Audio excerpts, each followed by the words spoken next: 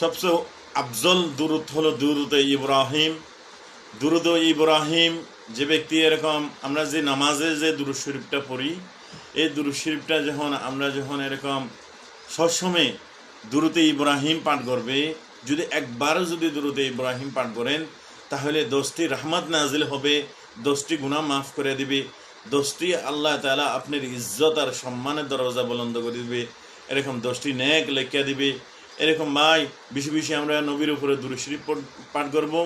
যেতে বেশি বেশি নবীর উপরে দুরূদ শরীফ পাঠ করবে, তখন হুজুরে পাক সাল্লাল্লাহু আলাইহি ওয়াসাল্লাম কাল কিয়ামতের মাঠে আমাদেরকে চিনবে, আমাদেরকে সুপারিশ করবে যে এরা আমার উম্মত। তখন আল্লাহ তাআলার কাছে আমরা গুনাহগার উম্মতের সুপারিশ করবে, যে যত বেশি দুরূদ শরীফ পাঠ করবে তত বেশি আল্লাহ রাসূল সাল্লাল্লাহু আলাইহি ওয়াসাল্লামের মাহবুব উম্মত হিসেবে কাল কিয়ামতের মাঠে আপনার